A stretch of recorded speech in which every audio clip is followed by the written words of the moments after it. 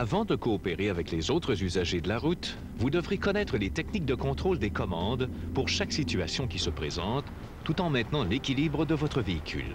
Le maniement du volant fait partie des choses simples que vous devez savoir exécuter avec facilité. Tenez le volant fermement à 9 heures et à 3 heures. Appuyez bien les pouces sur le volant. Regardez loin devant, au milieu de la voie dans laquelle vous circulez et gardez les mains sur le volant. Corrigez votre trajectoire de temps en temps. Ne bougez pas les mains, mais le volant.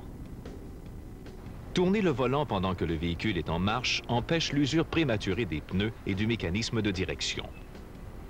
Pour négocier un virage ou sortir d'un espace de stationnement, utilisez le croisement des mains. Lorsque la main droite a atteint la position 4 heures, relâchez la main droite tout en tournant le volant avec la main gauche. La main droite passe par-dessus la main gauche et empoigne le volant à la position 12 heures. Continuez de tourner le volant avec la main droite et ramenez la main gauche à la position normale de départ.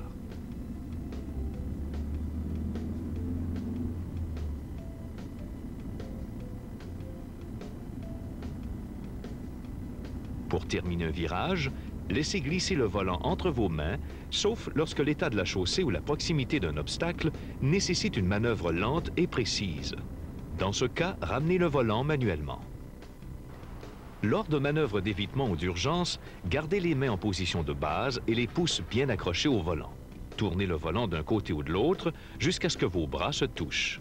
Vous effectuerez alors une rotation de 180 degrés. Au-delà de 70 km à l'heure, une rotation de 90 degrés et une forte accélération suffiront.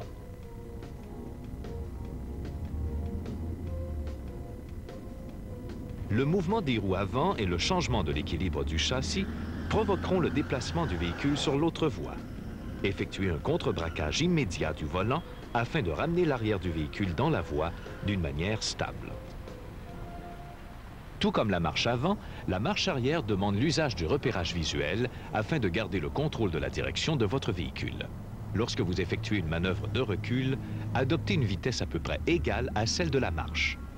Gardez votre volant bien en main et soyez maître de la situation tout autour de vous. Pour effectuer une marche arrière en ligne droite ou avec virage à droite, divisez la manœuvre en 3 étapes. Vérifiez que la manœuvre est sécuritaire en regardant tout autour du véhicule. Enclenchez le levier sélecteur à R, regardez de nouveau autour du véhicule et placez votre main gauche sur le volant à midi en tournant le torse et la tête vers l'arrière. Relâchez doucement la pédale de frein pour commencer à reculer et maintenez légèrement la pression afin de contrôler votre vitesse. Pour effectuer une marche arrière avec virage à gauche, procédez de la même façon sauf pour la préparation. Placez votre main droite à 12 heures sur le volant, tournez le torse et la tête vers la gauche jusqu'à ce que vous puissiez voir l'arrière du côté gauche de votre véhicule.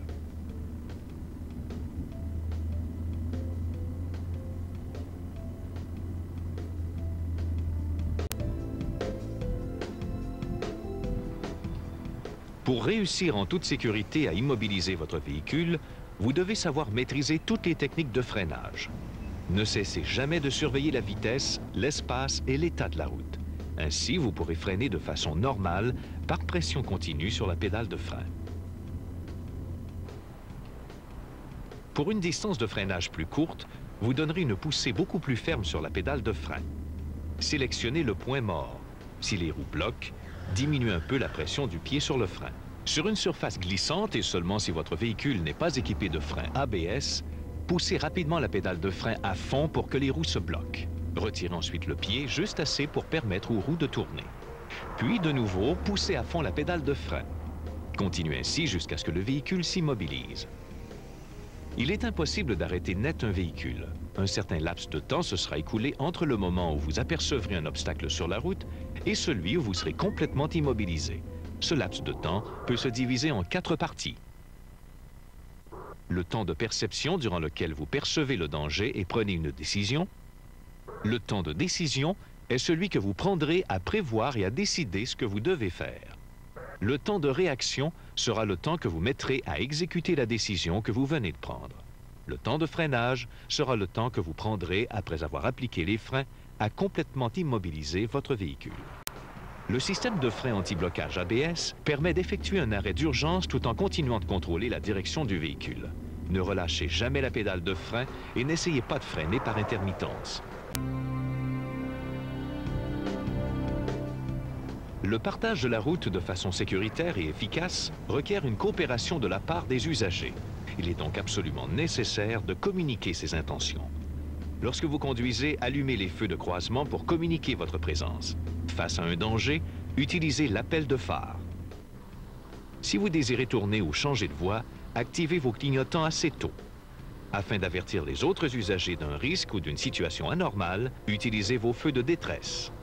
Avant de ralentir ou de freiner pour un arrêt, effleurez la pédale de frein. Appuyez sur le klaxon afin d'attirer l'attention des autres usagers de la route. À l'aide de signaux manuels, avertissez les autres usagers de vos intentions. Signalez toujours avant d'effectuer une manœuvre et assurez-vous que votre message est bien compris des autres usagers. Par exemple, si vous approchez d'une intersection et que vous désirez vous stationner tout de suite après, n'activez le clignotant qu'après être entré dans l'intersection.